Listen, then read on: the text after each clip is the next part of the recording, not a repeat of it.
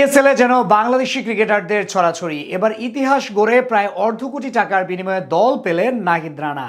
আগের দিন সেঞ্চুরি করে আজ বড় সুখবর পেলেন লিটন কুমার দাস। তাকেও ভিড়িয়েছে বেশ বড় অঙ্কের অর্থের বিনিময়ে। এদিকে বিগ ব্যাশে ডাক পাওয়ার পর এবার পাকিস্তান সুপার লিগ মাতাবেন লেগ স্পিনার রিশাদ হোসেন। সব মিলিয়ে পিএসএল এর ড্রাফট থেকে দল পাওয়া বাংলাদেশি ক্রিকেটারদের নিয়ে বাকিটা জানবো রিপোর্টে। আইপিএল এর যোগ্যতা থাকা সত্ত্বেও দল পাননি কোনো টাইগার ক্রিকেটার। বিষয়টা একটু হতাশাজনকই ছিল বাংলাদেশ ক্রিকেট ভক্তদের জন্য। তবে এবার পাকিস্তান সুপার লিগে দল পেলেন বেশ কয়েকজন, যেখানে প্রথমবারের মতো বিদেশি ফ্র্যাঞ্চাইজিতে খেলার সুযোগ পেলেন speed star Nahid Rana. Pakistan super লিগের এবারের আসরে মোট নাম দিয়েছিলেন ৩৯ জন টাইগার ক্রিকেটার। সেখান থেকে বেশ কয়েকজন দল পেতে পারেন এমন সম্ভাবনা অনুমেয় ছিল আগেই। এবার কাগজে কলমেও সেটাই সত্য হলো। আগের দিন চ্যাম্পিয়ন্স ট্রফির স্কোয়াডে জায়গা হারিয়েছেন লিটন কুমার দাস।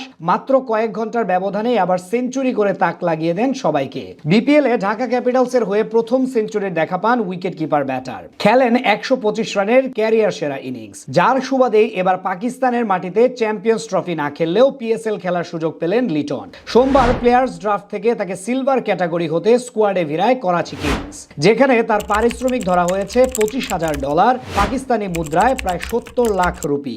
এদিকে দিনের প্রথম বাংলাদেশি ক্রিকেটার হিসেবে দল পেয়েছিলেন নাহিদ রানা। বল হাতে দুর্দান্তভাবে এগিয়ে যাচ্ছেন এই গতিদানব। সময়ের সাথে সাথে যেমন পরিণত হচ্ছেন তিনি, তেমনি গতির ঝড় তুলে বিশ্ব মিডিয়াতে সৃষ্টি করেছেন আলোচনা। এর আগে পাকিস্তানের মাটিতে গিয়ে তাদের বিপক্ষে দারুণ বোলিং করে সিরিজ জয়ে ভূমিকা রেখেছিলেন তিনি। এছাড়া চলতি বিপিএল এ এখন পর্যন্ত সফল এই পেসার। তারই পুরস্কার হিসেবে এবার পিএসএল এ পেশোয়ার জালমি থেকে ডাক পেয়েছেন নাহিদ। বাংলাদেশের মুদ্রায় প্রায় অর্ধ কোটি টাকার বেশি দামে তাকে দলে ভিড়িয়েছে ফ্র্যাঞ্চাইজিটি। সব ঠিক থাকলে এটাই হতে যাচ্ছে তার জন্য প্রথম বিদেশি ফ্র্যাঞ্চাইজি টুর্নামেন্টে খেলার সুযোগ।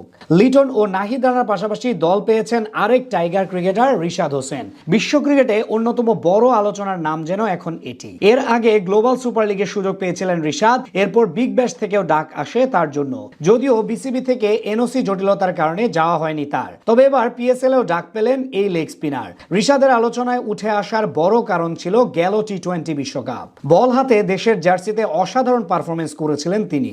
এছাড়া ইনিংসের শেষ মুহূর্তে ব্যাট হাতেও দারুণ কার্যকরী ভূমিকা রাখতে সক্ষম রিশাদ হোসেন। তার সুবাদেই এবার সিলভার ক্যাটাগরি থেকে তাকে দলে নেয় লাহোর কালান্দার। সব ঠিক থাকলে ফ্র্যাঞ্চাইজিটির হয়ে মাঠ মাতাবেন তিনি।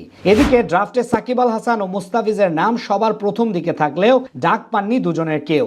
এমনকি তাসকিন আহমেদ, তানজিম সাকিব ও তাওহিদ হৃদয়ের মতো ক্রিকেটারদের প্রতিও অনাগ্রহী ছিল ফ্র্যাঞ্চাইজিগুলো। পাকিস্তান সুপার লিগের এবারের আসরে মোট নাম দিয়েছিলেন ৩৯ জন টাইগার ক্রিকেটার। সেখান থেকে বেশ কয়েকজন দল পেতে পারেন এমন সম্ভাবনা অনুমেয় ছিল আগেই।